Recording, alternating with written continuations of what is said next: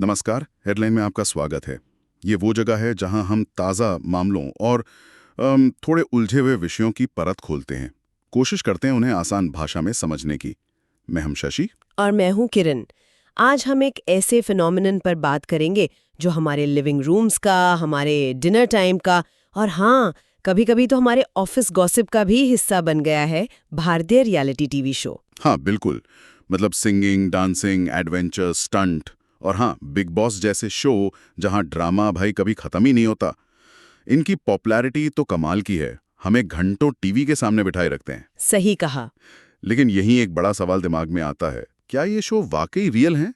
जो इमोशन हम देखते हैं, वो झगड़े, वो कनेक्शन जो स्क्रीन पर दिखते हैं, उनमें सच्चाई कितनी है और कितना सिर्फ मनोरंजन के लिए बनाया गया ड्रामा है? और यही वो गुत्थी है जिसे आज हम सुलझाने की कोशिश करेंगे।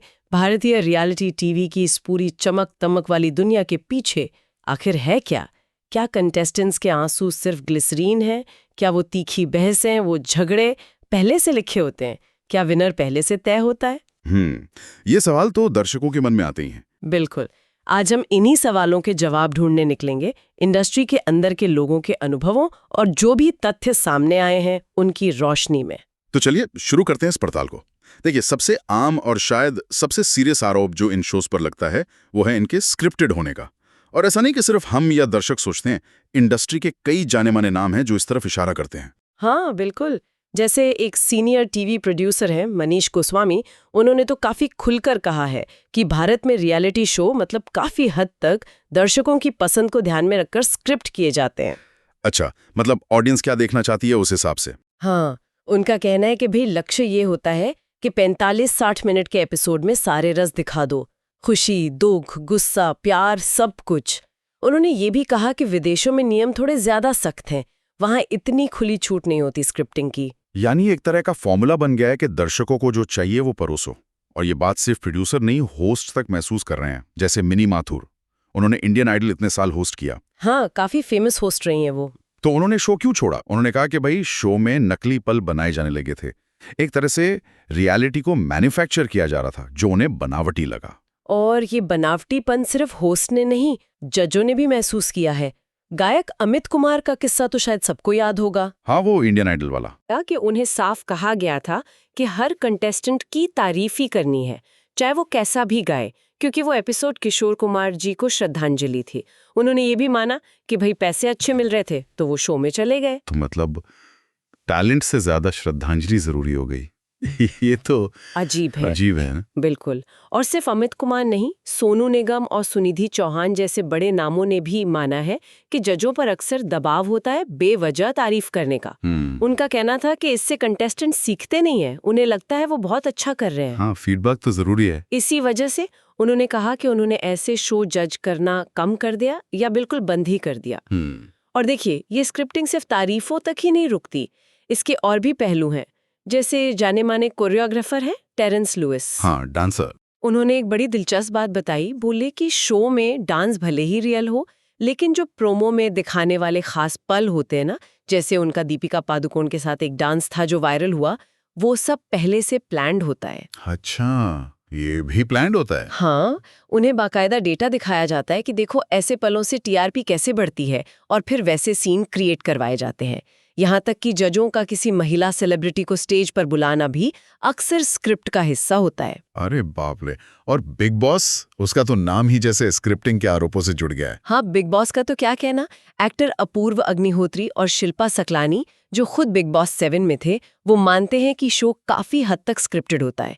चैनल को पता होता है कि कौन किस सिचुएशन में कैसे रिएक्ट करेगा और उसी हिसाब से माहौल बनाया जाता है। अच्छा। उन्होंने ये भी कहा कि कभी-कभी तो बिल्कुल आखिरी मोमेंट पर विनर का नाम बदल देते हैं ताकि दर्शकों को शॉक लगे, एक सरप्राइज एलिमेंट आए। ये तो बड़ी बात है। और बिग बॉस 14 की विनर रुबीना दिलेक ने भी कुछ ऐसा ही इशारा किया था ना? हाँ, उनसे जब पूछा गया कि क्या चैनल का चेहरा होने का कोई फायदा मिलता है, तो उन्होंने कहा हाँ बिल्कुल, ऐसा लगता है जैसे सब कुछ आपके हिसाब से डिजाइन किया गया है, मानो कोई स्क्रिप्ट पकड़ा दी गई हो। मतलब ये सब बहुत ऊपर तक जाता है मामला, कंटेस्टेंट्स, जज, होस्ट। और शायद इससे भी आगे दिवंगत कोरियोग्राफर सरोज खान जी की बेटी हैं सुकैना, उन्होंने तो ये तक दावा किया कि उनकी माँ ने रियलिटी शो जज करना इसलिए छोड़ दिया था क्योंकि चैनल वाले उनसे कहते थे कि कुछ खास कंटेस्टेंट्स को फेवर करो। फेवर करो? क्यों? क्योंकि सुकैना के मुताबिक वो कंटेस्टेंट्स शो को पैसे देते थे। अब अगर ये सच है तो ये तो बहुत ही सीरियस बात है। वाकई ये तो टैलेंट हंट कम कुछ और ही ज्यादा लग रहा है।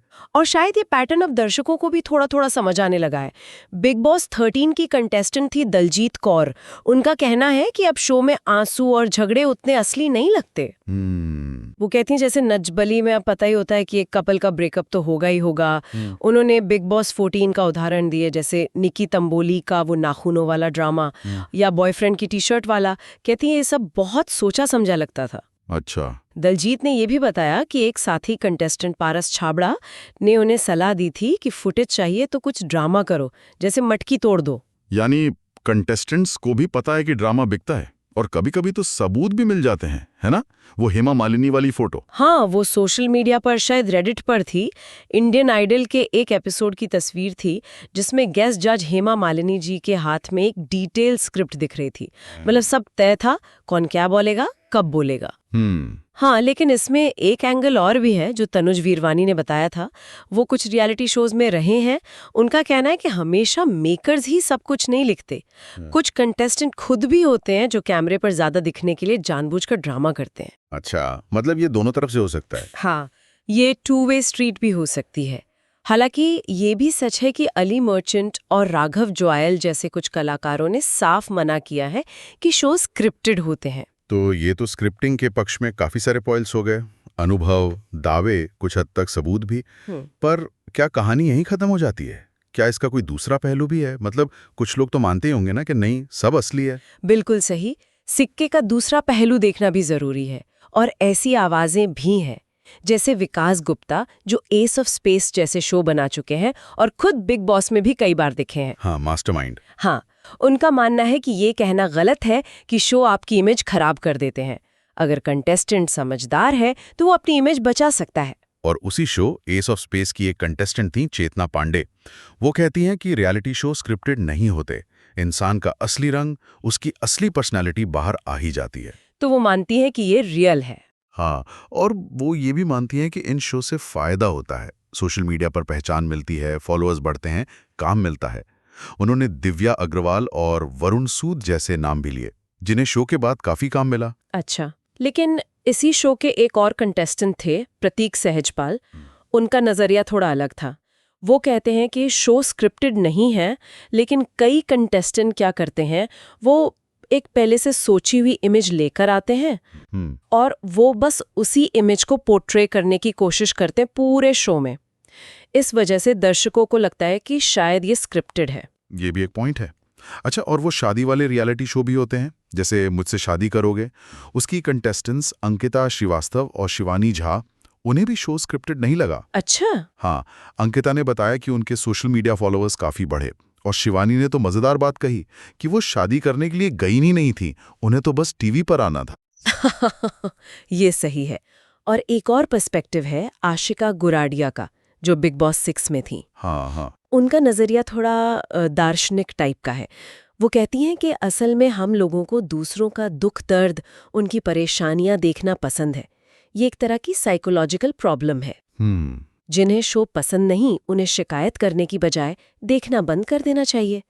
और उन्होंने एक बहुत इंटरेस्टिंग लाइन कही, आज हमारे रियलिटी शो उनमें हिस्सा लेने वाले लोगों से ज्यादा रियल हैं। अरे वाह, ये तो सोचने वाली बात है। मतलब कि लोग शायद ज्यादा बनावटी हो गए हैं शो से। शायद यही मतलब हो उनका। तो देखिए, तस्वीर काफी मिली जुली है। एक तरफ स्क्रिप्टिंग, मैनिपुलेशन, प्लान्ड ड्रामा के दावे हैं, वो भी इंडस्ट्री के लोगों से।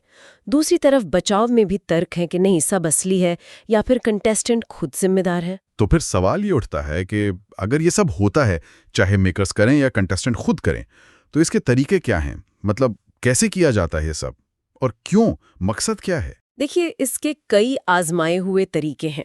सबसे पहला और शायद सबसे पावरफुल टूल है एडिटिंग, मतलब संपादन। हाँ, वो तो है। आप सोचिए, बिग बॉस जैसे शो में 24 घंटे की रिकॉर्डिंग होती है, लेकिन हमें देखने को क्या मिलता है?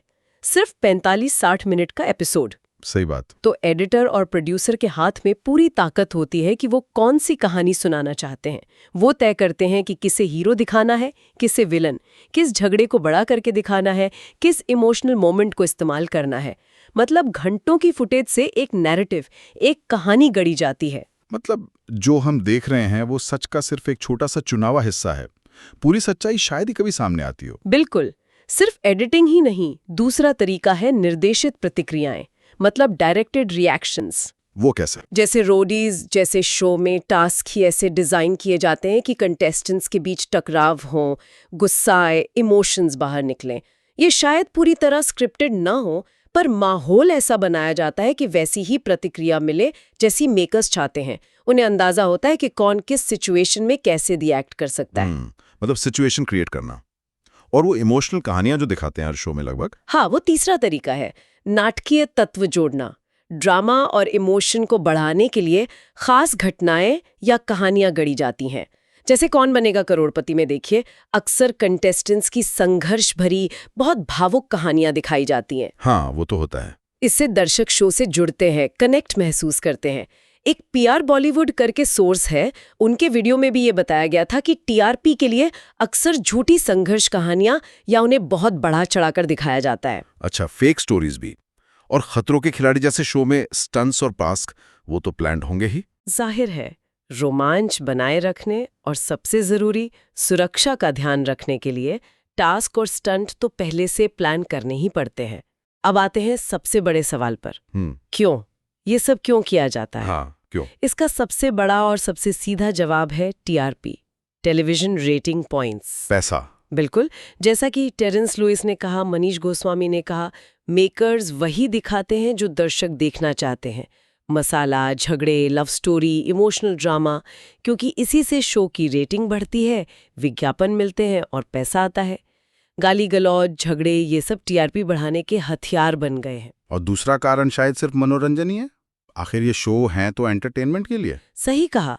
रियलिटी शो का बेसिक मकसद तो मनोरंजन करना ही है, और मनोरंजन को दिलचस्प बनाने के लिए, उसे ज्यादा एंगेजिंग बनाने के लिए थोड़ी नाटकीयता, थोड़ा ड्रामा जरूरी समझा जाता है। और हाँ, जैसा तनुज वीरवानी ने कहा था और अनूप जलोटा जी ने भी श्री संत का उदाहरण देकर बताया था, कभी कभी कंटेस्टेंट खुद भी ज्यादा फुटेज पाने के लिए जानबूझकर ड्रामा करते हैं। उन्हें पता है कि इससे वो दिखेंगे। तो ये सब तो हुई पर्दे के पीछे की कहानी, मेकर्स की, एडिटिंग की, टीआरपी की। पर जो लोग इन शोज में अपनी जिंदगी का एक हिस्सा सामने रखते हैं, वो कंटेस्टेंट्स, उन पर क्या असर होता है? क्या उन्हें इस चमक धमक का वाकई कोई फायदा मिलता है, या ये सिर्फ कुछ दिन की चांदनी है? असर बहुत मिला जुला होता है शशि। मनीष गोस्वामी का ही मानना है कि ज्यादातर लोगों को बस थोड़ी देर की शोहरत मिलती है, जिसे कहते हैं 15 मिनट्स ऑफ फेम। अच्छा। जनता की याददाश्त कमजोर होती है, शो खत्म, लोग भूल गए। बहुत कम लोग होते हैं गिने चुने जो टिक पाते हैं इंडस्ट्री में। लेकिन वो गिने चुने लोग बड़े नाम भी तो बने हैं। आप देखिए, सुनिधि चौहान, अरिजीत सिंह, श्रेया घोषाल, हाल ही में इंडियन आइडल से राहुल वैदी निकले। ये सब रियलिटी शो की ही तो देन है। बिल्कुल। ये सफलता की कहानियां भी एकदम सच है। इसमें कोई शक नहीं कि ये शो कई टैलेंटेड लोगों के लिए एक बड़ा लॉन्च पैड साबित हुए हैं। लेकिन इसका दूसरा पहलू भी है, टाइपकास्टिंग और इमेज का खराब होना। टाइपकास्टिंग मतलब एक ही तरह के रोल मिलना। हाँ, डॉली बिंद्रा का उदाहरण लीजिए। बिग बॉस 4 में उनका जो गुस्सैल रूप दिखा, उसके बाद उन्हें ज्यादातर नेगेटिव या वैसे ही लाउड रोल ही ऑफर हुए। उन्होंने खुद एक इंटरव्यू में कहा था, हमें ऐसे शो में अपनी इमेज खराब करने के पैसे मिलते हैं। बाप रे, ये तो वाकई कड़वा सच है। लेकिन क्या सिर्फ इमेज खराब ही होती है? कुछ पॉजिटिव भी होता होगा? सोशल मीडिया वगैरह का जमाना है। हाँ, पॉजिटिव भी होता है। जैसा चेतना पांडे और अंकिता श्रीवास्तव ने बताया, कई कंटेस्टेंट्स को सोशल मीडिया पर जबरदस्त फॉलोइंग मिल जाती है। हाँ, वो तो दिखता है। इससे उन्हें इवेंट्स में जाने, ब्रांड्स के साथ कोलैबोरेट करने, अपीयरेंस करने जैसे मौके मिलते हैं। उनकी एक नई पहचान बनती है, एक नया करियर शुरू हो सकता है। एक और टीवी प्रोड्यूसर हैं, जेडी मजीठिया। उनका तर्क थोड़ा अलग है इस पे। वो कहते हैं कि जूही परमार या उर्वशी ढोलकिया जैसी एक्ट्रेसेस को बिग बॉस जीतने की वजह से काम नहीं मिला, बल्कि उनके पहले के काम और उनके टैलेंट की वजह से मिला। अच्छा, मतलब शो सिर्फ एक फैक्टर था। हाँ, लेकिन वो ये भी मानते हैं कि राहुल वैद्य जैसे सिंगर का करियर इंडियन आइडल के बाद ही सही मायने में शुरू हुआ। तो शो एक प्लेटफॉर्म तो जरूर देता है, पर आगे की सफलता आपकी अपनी प्रतिभा और मेहनत पर निर्भर करती है। और कुछ कंटेस्टेंट्स इसे पर्सनल ग्रोथ के तौर पर भी देखते हैं। जैसे अंकिता श्रीवास्तव मानती हैं कि ऐसे शो में रहने से, उस प्रेशर में रहने से खुद को बेहतर समझने का मौका मिलता है।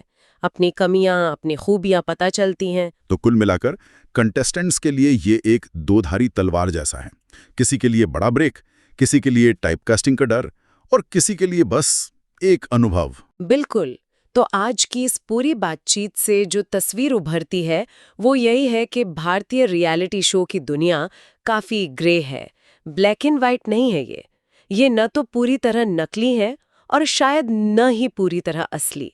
ये रियलिटी और एंटरटेनमेंट का एक बहुत ही कॉम्प्लेक्स मिक्सचर है। हाँ, मतलब स्क्रिप्टिंग है, चालाक एडिटिंग है, प्लान किया हुआ ड्रामा है, इमोशनल एंगल का इस्तेमाल है, ये सब टीआरपी और मनोरंजन के लिए इस्तेमाल होने वाले आम तरीके बन चुके हैं। ये तो साफ है। सही। और कंटेस्टेंट्स पर इसका असर भी अलग-अलग होता है। कुछ को करियर में बड़ा फायदा मिलता है, कुछ एक इमेज में बन जाते हैं और बहुत से लोग गुमनामी में खो जाते हैं। और हमें ये भी नहीं भूलना चाहिए कि कहीं न कहीं दर्शक के तौर पर हमारी पसंद, हम क्या देखना चाहते हैं, वो भी इन शो के कंटेंट को शेक देता है। ये बात भी सही है। शायद हम जो देखना चाहते हैं वही हमें परोसा जा रहा है। हो सकता है। तो उम्मीद है हेडलाइन पर हुई इस चर्चा ने हमारे श्रोताओं को भारतीय रियलिटी टीवी के इस पहलू को समझने में थोड़ी मदद की होगी। अगली बार जब आप अपना कोई पसंदीदा रियलिटी शो देखें तो शायद आप उसे एक नए नजरिए से देख पाएं। सोचें कि स्क्रीन पर जो वास्तविकता परोसी जा रही है वो कितनी वास्तविक है। और अगर आप इसी तरह के और विषयों पर ऐसी ही गहरी और सरल चर्चा सुनना चाहते हैं तो हेडलाइन को सब्सक्राइब करना न भूलें। आप हमें रिव्यूज दे सकते हैं और हमें ये भी बता सकते हैं कि आप भविष्य में किन टॉपिक्स पर हमें बात करते सुनना चाहेंगे। आपके सुझावों का स्वागत रहेगा। और जाते जाते एक सवाल आपके लिए छोड़ जाते हैं सोचने के लिए। क्या मनोरंजन परोसने की इस होड़ में और दर्शकों को बांधे रखने की इस चाहत में हमने धीरे धीरे रियलिटी शब्द के मायने ही तो नहीं बदल दिए हैं? इस पर विचार जरूर कीजिएगा।